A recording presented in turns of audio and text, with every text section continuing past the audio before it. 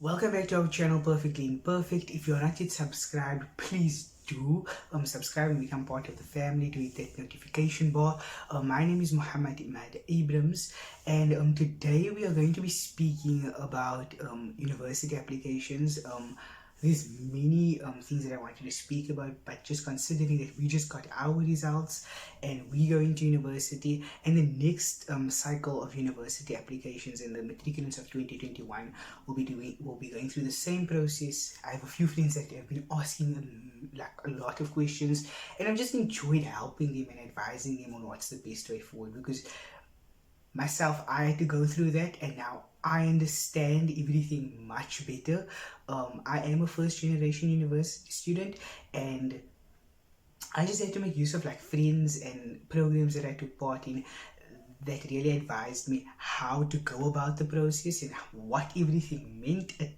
The university application system in particular, it's really unorganized because every university has their own site where you need to apply to. There's not one system that takes in everything, so it can be a bit tedious and irritating at times, with the different dates and the different sites and the different forms of communication. It becomes very complicated. So I thought I'd just make this video to explain a bit about it. So the first video, it's going to be a series, but I'm hoping on making the following videos like 2 minutes long each, so that it's just whichever stage you're at, you can just like click and then like just watch that particular video.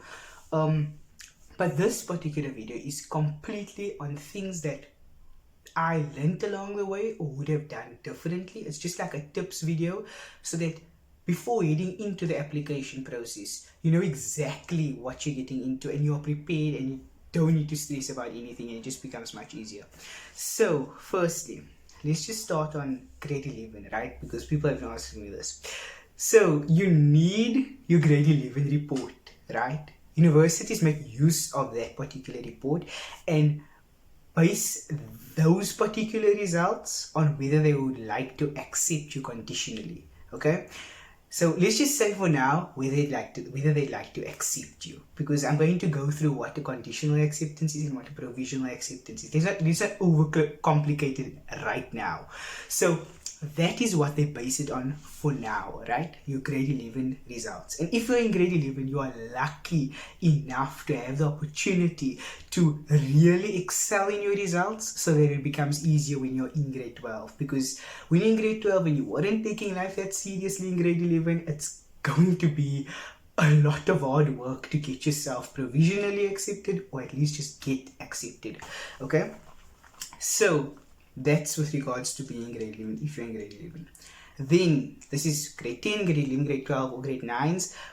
If you are unsure about your career choice, right? Stellenbosch University offers something very nice. They offer advice, or they offer a course. And I'm going to link the contact details, or like the site where that, like what you can, where you can make appointments for either the advice is just based on you knowing already what you want to do. So now you just need to figure out like the nitty-gritties about what you want to do exactly, and the requirements and things like that. The course is like for you to find your place, right? And then UCT offers also like a one-on-one consultation to find out like what your requirements are going to be, what faculty you'd be in, like things like that, like small things that you need to find out.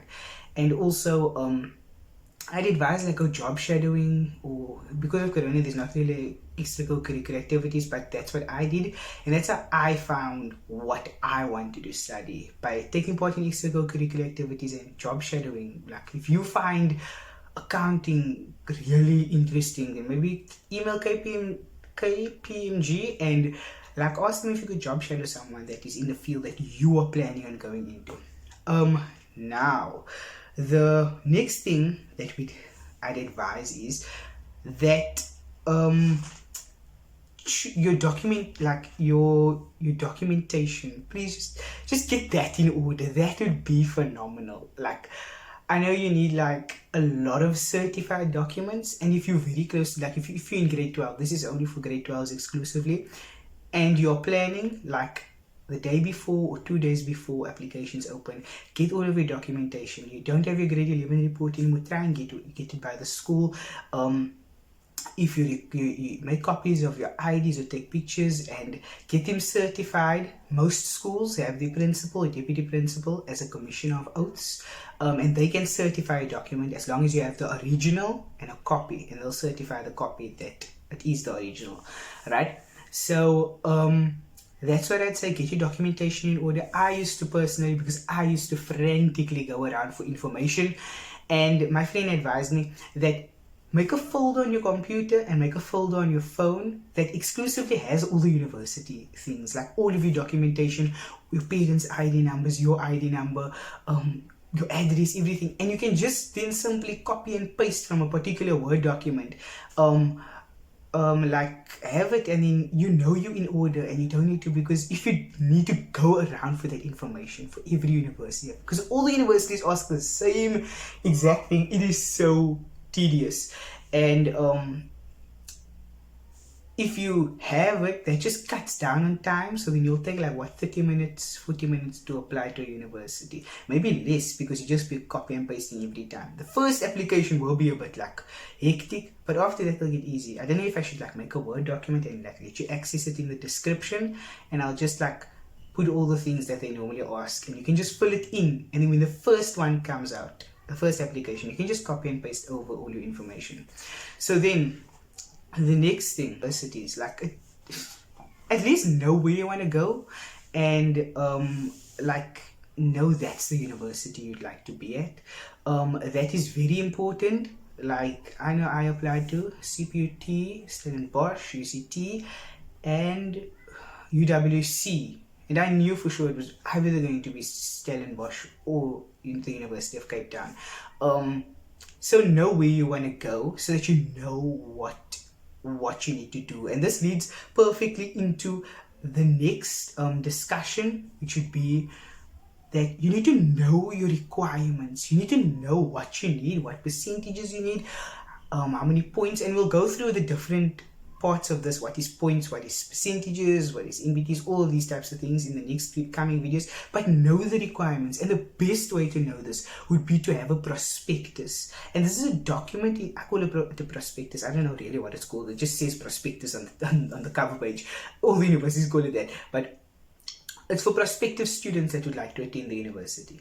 And I'll link the documents below in the description, and then you can just like go and check it out and see what applies to you and what you need to get into a particular degree. Because people apply and no problem, we have dreams, we have goals, so we apply to universities and we apply to degrees that we would like to do, but we don't know the requirements. And if you don't meet the requirements, no matter how much you dream about going to that university and doing that degree, you're not going to get into the degree if you don't meet the requirements. So you need to understand the requirements. Don't just choose anything because you like the title of having a BCom in economics, but you don't even know that you need a 60% in mathematics to have a BCom in economics to get admitted, but here you come in with 30% for mathematics. That's just an example. I don't really know what the requirements are for BCom. And then the next thing, this is probably the most important thing that people forget. The best advice for this, which I'm going to title usernames and passwords. And the reason I've given this its own section is because people forget their usernames and passwords, which is an essential thing to get into the portal or get into the website to access whatever you need or submit whatever you need. Don't let someone else apply for you, or at least if someone else is applying for you, be present when they are applying for you so that you can take down this information, because you get the email stating your username, stating your password. You don't get to choose what your username and password is. I know CPUT does something like that. Like you get to make your own password, I think, and your username, yeah.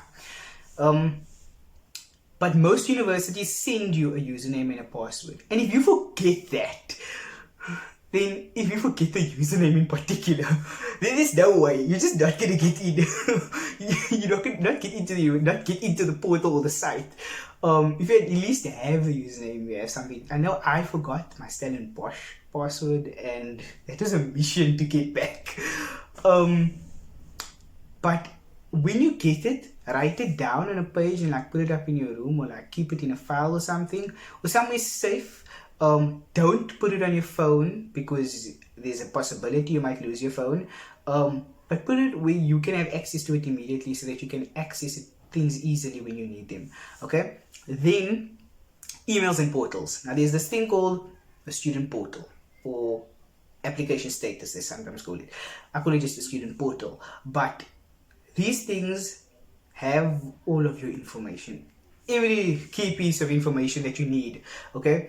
When you submit, you get access to this particular portal. I don't think UWC has it. No, does CPT has something, but Stellenbosch has a portal and that you can access, and an app, and then UCT has like a student portal as well, and you can just check your results, your NBT results, things like that. But we didn't write NBT, so it was like not applicable to us. But so check these things on a regular. Sometimes they are updated before you get your emails for certain things, like being conditionally accepted, or them requiring documentation, or you being accepted to accommodation. Sometimes those things are updated before you get emails, and it's very useful in that aspect. So access them at least once a week. When August, September comes, access it twice a week. Go into it twice a week, because that's when really information comes in, and people are just getting, or maybe it's just me that applied late. I think I applied like May, April, somewhere there. But yeah, then I think there was the last thing. It was a last piece of advice that I needed to give you, but I am seriously all the time. But just you need to really keep yourself motivated. My last piece of advice would be how to apply, not with regards to sites and things, the method of applying. So sometimes we put things off like to the last day, and that's not good, because you see what happens is most students, they procrastinate all the way till the 31st of whatever month when the deadline is, and they apply on that day. That does not help you in any way. Reason being, the later you apply, now most students want to apply late, and what happens is the university gets more applications that like whatever time you decide to apply, and they need to now process all of this, meaning that you're going to get an answer on whether you made it in or not conditionally very late. And that's not, you don't want to stress your life out like that. So what I advise is, when the date comes up, the date for applying to university, do it in one of two ways, right? Number one, if you're a student that likes to do things piece by piece, can't focus like a very long period of time, like you can't do something repeatedly, or like sit in one spot whole day and just do it. Like I can sit continuously with short breaks. But if you can't do that, then do a piece a day, because what's so beautiful about some of the universities is that they have it in sections, right? So then you'd be like, okay, today I feel like applying for my accommodation, sorting that out, then you apply for that. Today I feel like doing my parents and guardian information, then apply for that in that day, and then you do it over a period of time, like 7 days, and by the end of the week you can just submit it. If you're a student that really can do things in one day, don't leave it off until the 31st of whatever month. Do it, like take one Saturday or Sunday or Friday afternoon, or one, or like I wouldn't say in the week because there's homework, but one day, and you just complete everything and submit it, and then you know you can just leave that behind you, and the results, when you need information, it will just be there. So yeah, this is a series of like